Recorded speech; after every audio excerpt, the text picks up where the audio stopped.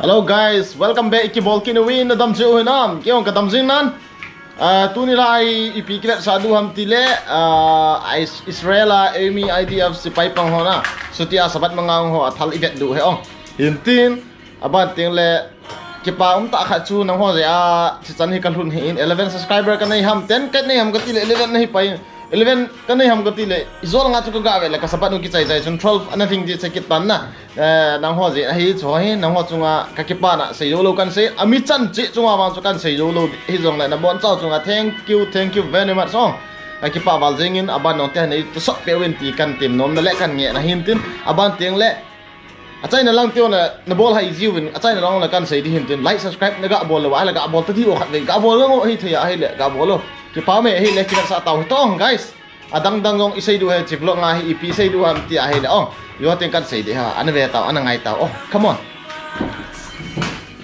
ole khat veding in thal ga ki sa taw tin hi chi hi in thal ipi thal ham ti a le chlai kan ko ya ka kimu thei di dol ta kan ko hin tin chi pitalam ti a hi le mene no bam a he hen hen sei wen lang pitalam ti a hi le tavor ham tagor ham sei no tavor x95 na tavor x95 game lang sang ga kitila PUBG ki chim hon chi pi ham komena hen sei wen lang ka sei lo di hintin ti achunga ki to he red dot ham 6634 x ham hen sei wen lang aban ting leว่าแม่จินตะกิตูเห็นหน้าที่ถึงเสียที่ใต้ขัดเวดิงอ่ะกันใจดีเห็นตินอันนี้เว้นแล้วก็กิโลมนะเอ็มยองอิสราเอลเสไปปังนุ่มมาก็เห็นแล้วก็กุมโตก็กุมอันวาลขัดอินก็กุมวาลตายนะกับปันเทโลอีตายที่ตัว X9 คิดอิน X9 หรอ95 X95 ตัวX95 ตัว X95 นะ X95 เอาแค่ตัวรังแค่ที่อาหารปีอิสราเอลมีที่หลวงสิIsrael met hintin alam pia se payo sin choi hintin am for choi lo yang aban ting la missing kan choi lo yang min hi wa nga choi mit lang pia choi hintin Israel la lang pia ki choi chi hi khat ve dinga ga mu thei diu dol chu kan da san hi hintin chi ba ta ba yo ang kan dong ta wen chi pi ham a he hen sei wen lang 7x sam 8x sam red dot ham ka he pun na kin zo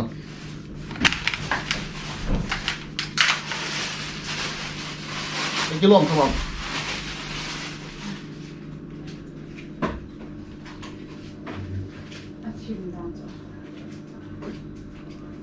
Okay guys, see him? Yeah, tao see. Yeah, got it do hả? Mày hụt đi. Nó đâyอยู่ว่าคุยตะบังอิสราเอลนู่นว่าให้เลยนักกุมว่าอะไรชอบตะบังช่วยเทโลดินตินกุมถึงโลห่อสิไปกุมถึงโลกิติดันจูสิไปคู่18 years apat 20 ya tay 24 chan bo kilahin oh 18 years apat 24 chan bo si pai kilahin 25 na pale na lalo du hitai oh ati na si keyong ti dilam hin na helang ka kum ti su lom ding zi nei tayong lang ka pan di hin na so kan he kan hold that low zi ai ka kan hun le ka kum zong ana over ta na ba le zi na i chu ka kum over a zi ka nei wa nga chu ko pan nom government ko ma ka ki thu ma ka pan thi ei wa nga hi kitile boina dang zi tan na boi zi tan ai vang at saka na lo lai lawang ka pan di ke yung kathan ng mamain ai wangin tua hin upay tahin na ko to ba Israel IDF apang no ma ale 24 years masanga nung no IDF na pando so na chai lu guys so ha yo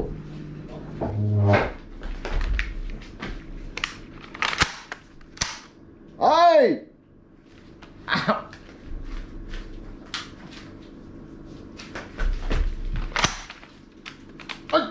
Aging video không chỉ lỗi lắm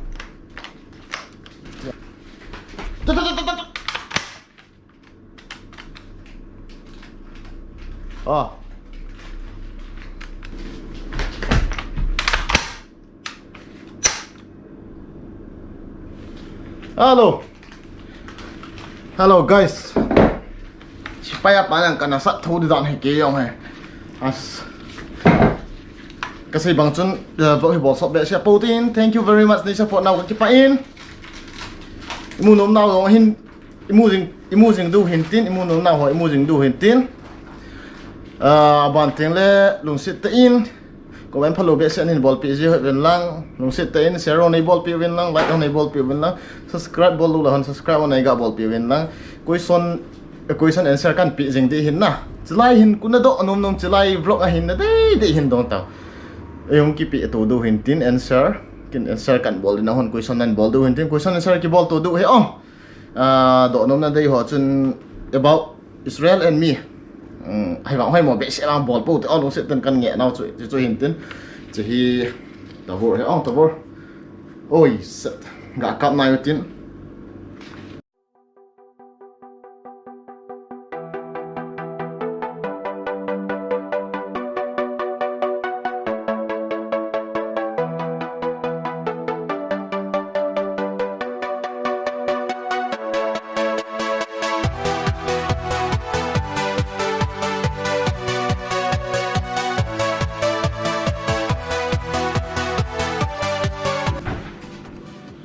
Thal hi nai di men thang phal ga ve utin khat ve Thal hi 5mm ki ka min 5mm ne lo na 7 lo pina cha ki ka min 5 tin 5.56 ahin achang hi range ketele len do hat dan hi 3 km leng hin ai wangin nga he thi din khat chu ji ko close range abu ki mang he ong ko ma cha be se 3 km long lo ma ki kap tu lo dan he chi mei thal ho a okay, atau kita tahu X95 series. X95 telur Israel made. Most of the Israel ID have used this gun, this weapon. Okay. Who is stand with Israel, guys? Who is stand with Israel, guys? Kita tahu tang. Ready, guys? Danger man is coming. Be ready, 60% yo yo.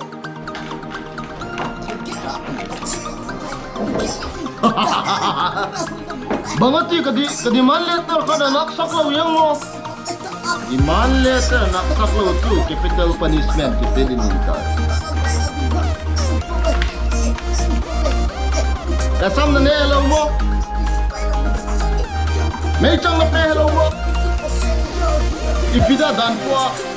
to kito lo ba na to. Ngay dam kipe.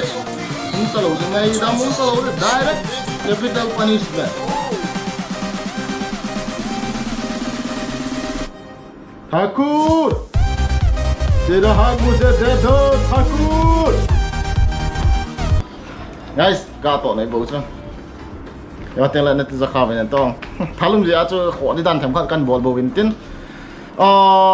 Ese mà bằng vật chun guys. Boygin la sa paniyam ta hinge katile boygin guite la sa request and bol je gomen na comment ho achun so hi umkhante kati achu ase poina het khil hin to be pon izong le boygin la sa paniyam ta hinga kati yang dairanga kati zilo ipije na dairanga kati lo ham tela boygin la sa thum omen casing sun guite pa yong min kipgen pa ome kati ji na so je chu la sa gyal ka hi ben na ama hola sa ho si rong chu ke san hi sa du ka dei lo ya chu kan se ji hin tin comment na on chun ya pa lim lam hin so ati in na vlog masa pa chun boy gin gui ta sa hin o chu ke sa hi pon a hi le na request ji to dung zui wen ke nong sa khat ni law na sa poi nan ti ji wen na ti a chun la khat ni hin sa pi wing ka to ama sa penin sung bon ke thyan sang ka ting o sung bon ke thia I ding ai nu lung thoi na him thi bon zum thia I ding sing sung lung mol hin tem sulai ni sa no ya gem thei ka khan kho chol la va no ya leng vai ka hin kho jing kho va loyo gol silung hey tim na dingin toni lum loyo sing sung lung ki hey na dingin. Ok, chỉ sẵn tin hà về dingin aban tiếng là hình khoa ding aga sao to in kho ading nga ka deilen nang bunahi lung khat tha khat in leng khom jing jing hi te gol in kho ading nga ka deilen nang bunahi lung khat tha khat in leng khom jing jing hi te gol sun tin nang gel nan boy zan tin nang ngai nan o okay aban le music tampak no na ta ven YouTube ah Day ang laya oh kaparangan na titijibin daw sin sa pirin kating Day ang laya zan zulu hini lai lung damin gibang kisyan ni lai lung damin gibang kisyan ni